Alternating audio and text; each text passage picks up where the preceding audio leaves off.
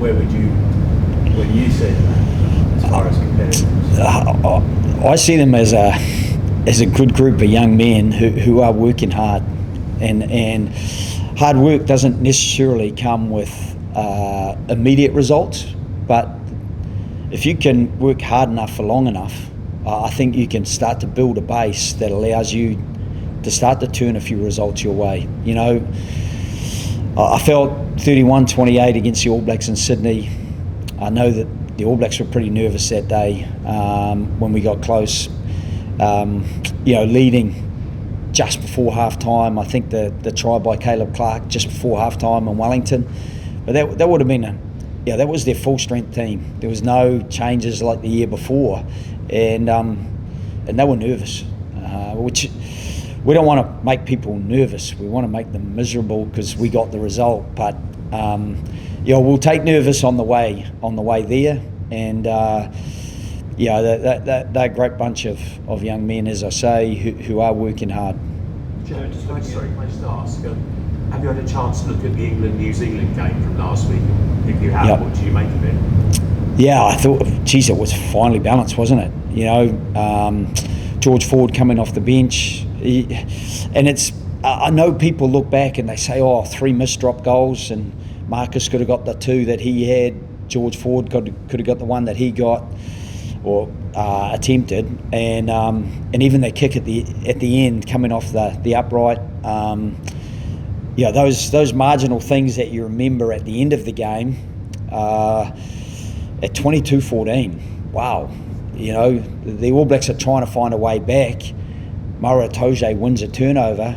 Ben Earls is penalised, I thought rightly, for not using his arms in a low tackle, and I think that's a pivotal turning point. But in games that are that tight against two teams that were separated by less than a score all year, those turning points that you think, oh wow, that's a turning point, and then the next thing, Paddy Tuipulotu, he loses that ball forward, and you think, oh, that could be the turning point, and potentially would have been if the drop goal had come. So I thought it was great spectator value, but I know that Steve and the English boys will have been really disappointed, just because that's 3 times out of 3 they were right in the game against the All Blacks and didn't quite finish off. Is that the sort of opportunity, do you think, for you guys, that is very tight in that last quarter? Because there had been the theme even before the All Blacks game that they lose leads in the last quarter. Not really. Professional rugby players are they're reasonably attuned to just playing what's in front of them. I don't think that they are necessarily distracted by what's gone on in previous games. They're just looking ahead to what's there right now that we have to deal with, and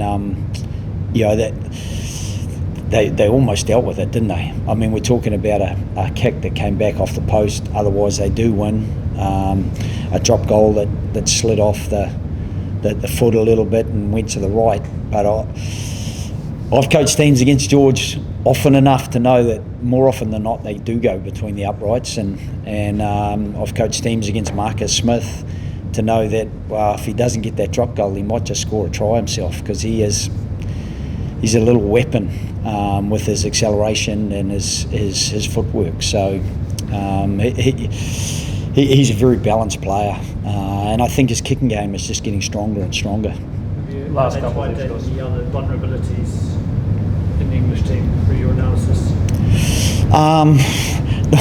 Not extremely, to be honest. They're always good at set piece. Their defence is risk and reward a little bit. They're coming hard and not always connected. And if you're not connected against the All Blacks, I don't think we're quite at that level. But when you do get guys like Will Jordan, whose footwork and acceleration are a point of difference. Caleb Clark didn't get too much opportunity, but Satiti up the touchline, the offloads that he gets away, the ability of Mark Talia to slip tackles off Coach Mark. I'm not quite sure how he does it, even having coached him for 3 years. So a lot of those players, you know, we're hoping to build our way forward to create a similar sort of challenge, but that may not be quite ready as yet. Your plan for Joseph to defend at 13, and there's some speculation he might defend at 12. Then you go.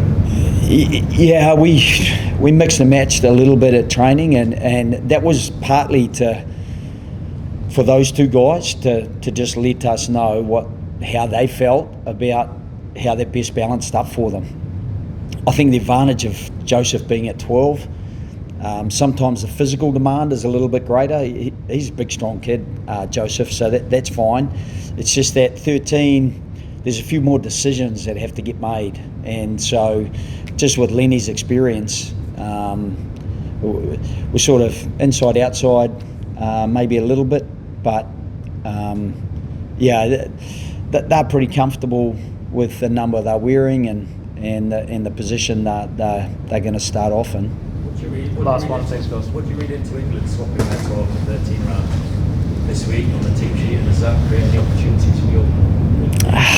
Not really. I think they're both super players, and the number doesn't necessarily reflect where their running lines are. I think Ollie Lawrence he's powerful. He's got a nice short kicking game.